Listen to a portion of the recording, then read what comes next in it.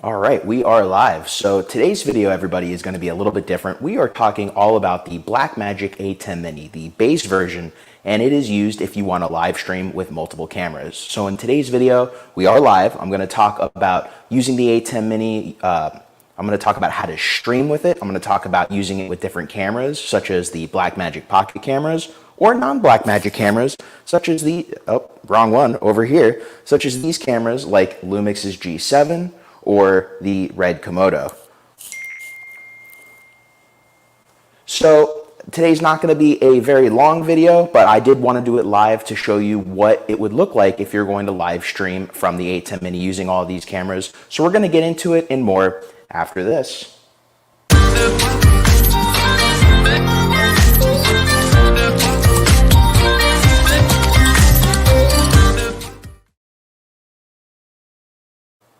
Hey everybody, and welcome back to the channel. If you're new here, my name is Jeff Fagan, and if I'm a filmmaker and DP, I'm doing this live stream. This is funny. It's going to look like it's an edited video, but this is not edited. This is all live, and I wanted again to do it to show you what it's like to live stream with the ATEM Mini, the regular one. So first things first, there are a few different versions of the ATEM Mini. There is the base model ATEM Mini, which I'm using right here, which you can see.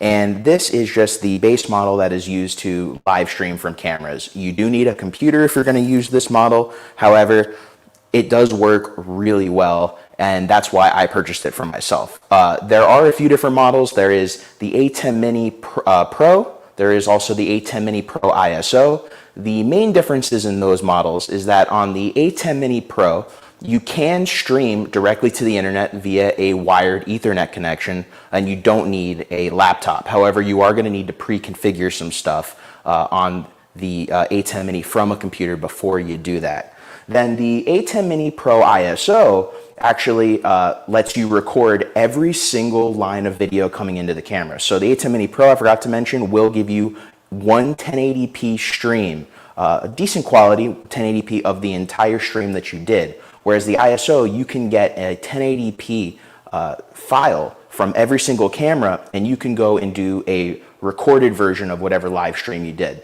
So if you need those features, I would look at some of the higher end ATEM Minis, but if you are looking just to live stream, the ATEM Mini priced at $295 is really an amazing deal for what it is. So I would heavily suggest you look into the ATEM Mini. Now, I've done live streaming before. I did a lot of live streaming when the pandemic first started. However, it was always single cam live streaming, just using something like a Camlink 4K capture card. But now we're trying to get into multicam, and with the pocket cameras, it's amazing to do so. But let's talk about the first thing you're going to need if you're going to live stream with an ATEM Mini. First thing you're going to need is a laptop, and what I use is a MacBook Air M1. For the money, the MacBook Air M1 is absolutely amazing. It's powerful, it's small, portable, the battery life lasts forever, and unless you're trying to render, either super high quality 1080p, 4K, 6K, or higher video, the MacBook Air can pretty much do anything you need to, and it's also completely fanless, so it's silent. So if you're in a really quiet room, you're not going to hear anything from the laptop. So that's why the MacBook Air is my computer of choice. We are not using it right now, though. We are using my my iMac, which, let's see if I can pull it up over here. Here is screen 2, and we are looking at my iMac right here, and then we also have the ATEM Mini right there. So we're doing cameras on cameras today. So I'll pull that back out. So the second thing you're going to need is cameras. Now, the cool part about the ATEM Mini, all the ATEM Minis, is they have built-in scalers. And what that lets you do is you can use different cameras, such as the Pocket 4K, which I'm using right here, the Pocket 6K, which I'm using right here, the GoPro, which is this camera right here, and the Zcam E1, which is this camera you're looking at now. And it lets you use all these cameras seamlessly. However, there is going to be one thing that has to do with audio, which we'll get to in a second, but you can use multiple cameras in the live stream. Now, the reason I specifically choose Blackmagic cameras is Blackmagic actually communicates from the ATEM Mini to the Pocket cameras just through the HDMI connection. So I'm going to pull up my other screen right here just to give you guys an example of what things look like. So here is the Pocket 4K that you're looking at right here. And you see that it has a red light. Now we're gonna go over to the Pocket 6K and you see that there's no light. Well, I'm going to move to the Pocket 6K and all of a sudden there's a red light here and you know that you are live, that this is the live camera. Now you can only do that with the Pocket cameras. I'm gonna pull this camera out and pull me in. Again, I'm getting used to this myself, but you can really only do that with the Pocket cameras. I believe you can also do that with the Pocket 6K Pro and the new Pocket Studio camera, which is essentially a rebadged Pocket 4K. It is, though, the Pocket 4K Studio camera. If you're only going to live stream, you may want to look into it because it has some stream-only features. It is a great camera. However, I don't only live stream. I need to be able to record, so I have the Pocket 4K and the Pocket 6K over here. And I have my notes right here. So I went over the scalers, I went over the cameras. Now let's talk about audio. So right here, I'm using a wireless lav from Comica. And actually, if I go here, you'll see this is the receiver for the wireless lav. Now, there are two 3.5 millimeter inputs on the ATEM Mini.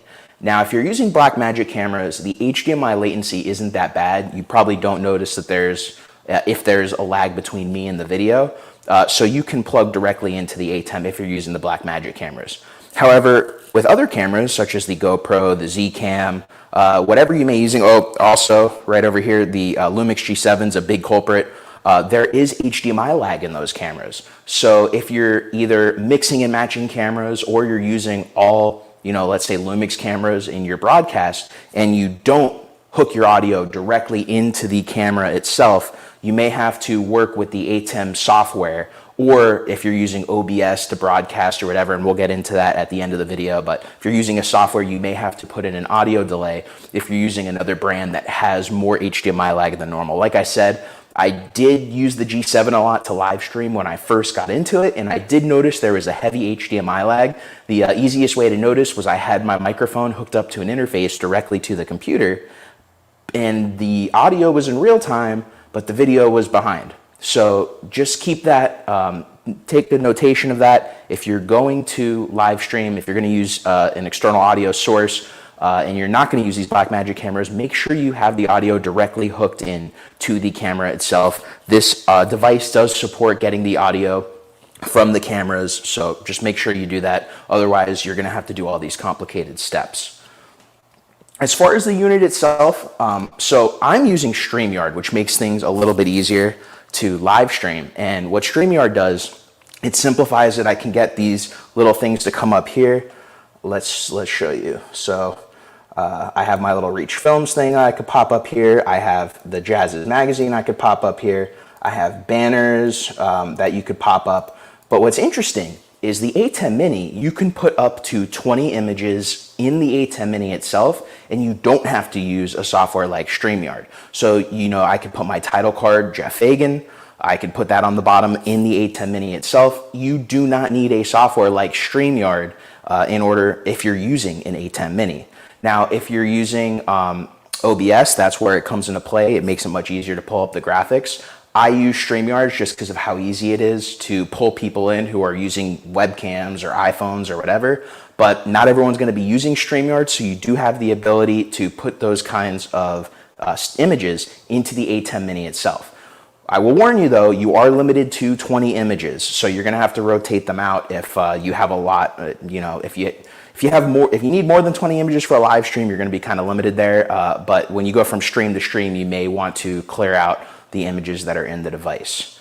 So other than that, the last thing I want to talk about is hooking it up to a computer.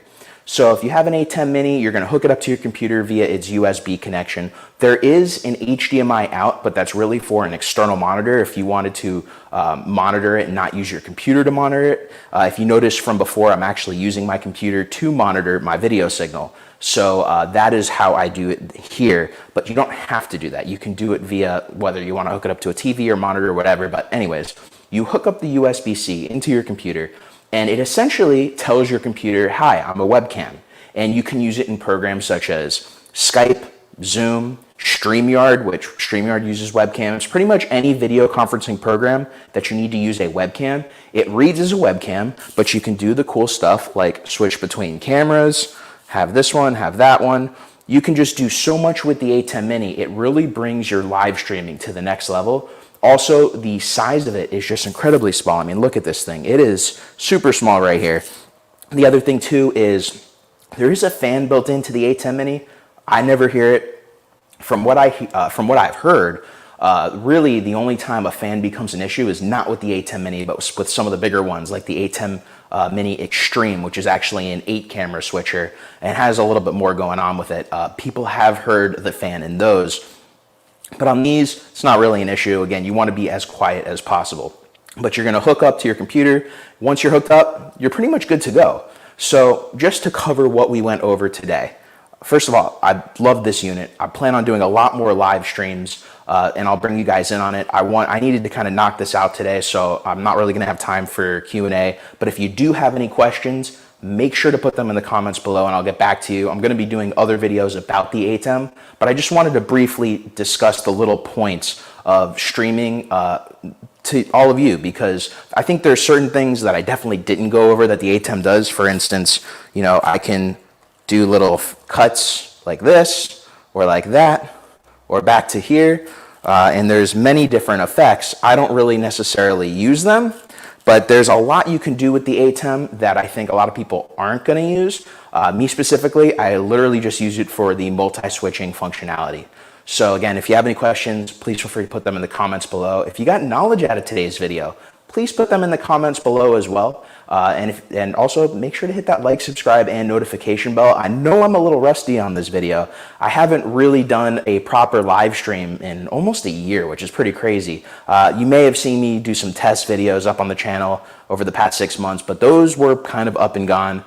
So I do plan on getting back to them. So make sure you stay tuned for that. I just looked at my notes, and for the most part, I've gone through the basics. I didn't want this to be a long, drawn-out video that you sit here for 30 minutes, so I just wanted to cover the basics. So remember, if you're using pocket cameras, they work the best with the ATEM Mini, but you can use any camera. If you use any camera, make sure you put your audio directly into the camera itself, or you're going to have a headache of dealing with audio delays in the computer. And other than that, if you remember those simple things, this system works amazing. The only thing I wish is that it had maybe one SDI connection so I could use the RED Komodo. I would love to add that into this ecosystem, but at least for now, the only way I'd be able to do it is to get an HDMI to SDI converter, which I do have, but you have to power them. It adds a bunch of stuff, and then there's latency on top of that. So I'm not doing it right now, but I'm probably going to wrap up here before I keep rambling.